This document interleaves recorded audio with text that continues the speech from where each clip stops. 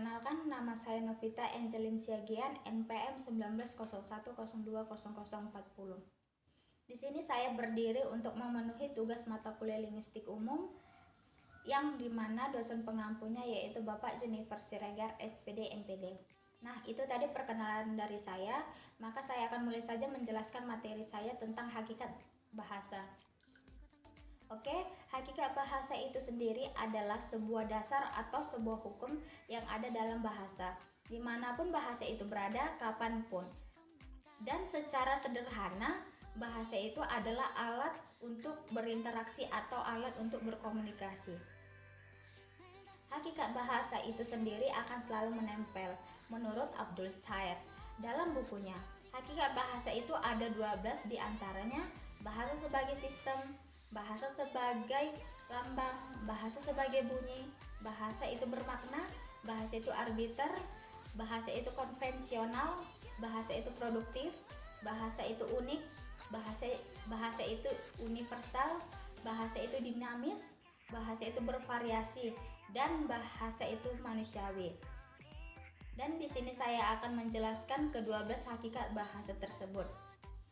Untuk yang pertama, bahasa sebagai sistem berarti susunan teratur berpola yang terbentuk suatu keseluruhan yang bermakna atau berfungsi. Yang kedua, bahasa sebagai lambang.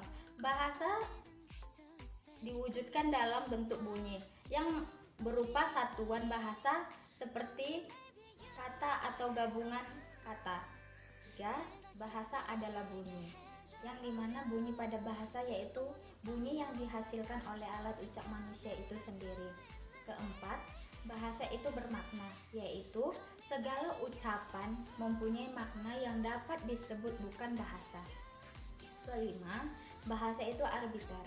Arbiter itu sendiri adalah tidak adanya hubungan wajib antara lambang bahasa dengan konsep lambang tersebut.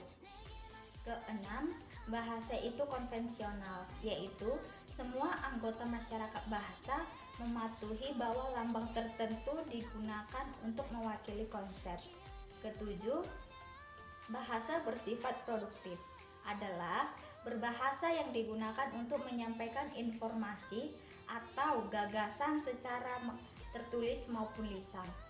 Adapun yang termasuk dalam keterampilan bahasa produktif adalah kegiatan menulis dan berbicara.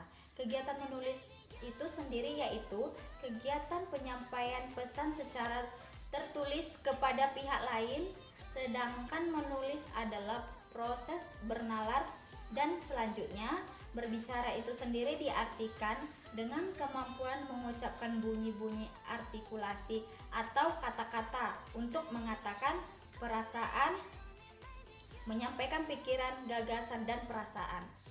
Kedelapan, bahasa itu unik.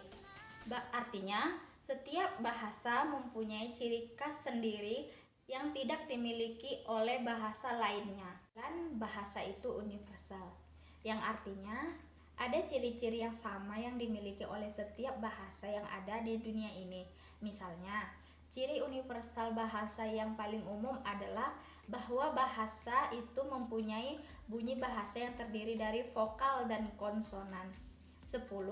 Bahasa itu dinamis. Yang dimaksudnya di sini adalah bahwa bahasa selalu bisa mengikuti perkembangan sesuai zamannya.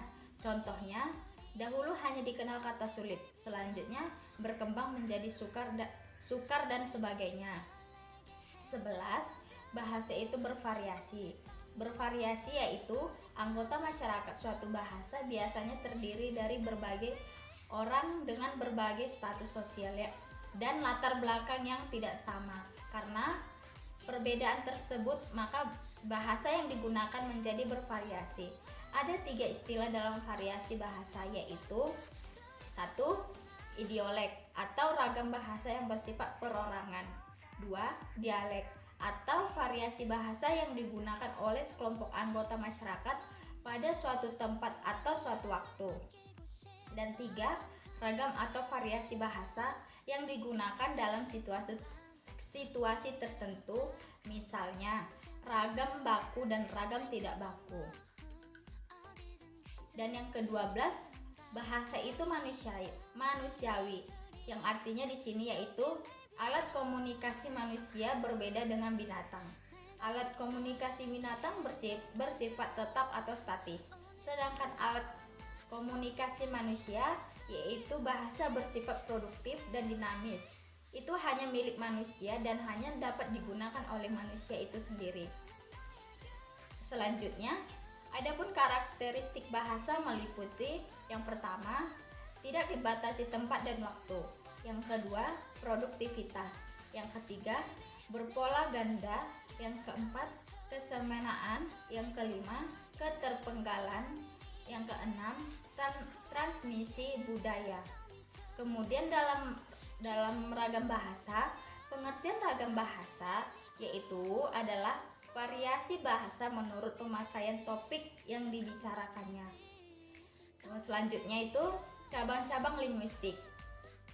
Cabang-cabang linguistik yaitu ada dua. Yang pertama, linguistik mikro, yaitu bidang linguistik yang mempelajari struktur bahasa itu sendiri.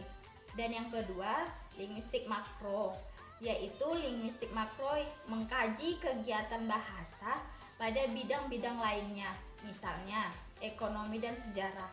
Linguistik makro bersifat luas, sifat telaahnya eksternal.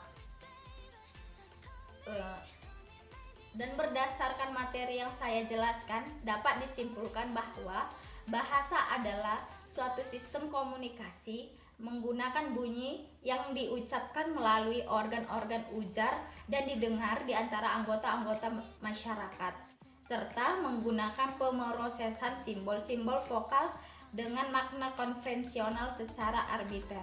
Sekian yang bisa saya jelaskan tentang hakikat bahasa. Kurang lebihnya saya minta maaf. Terima kasih.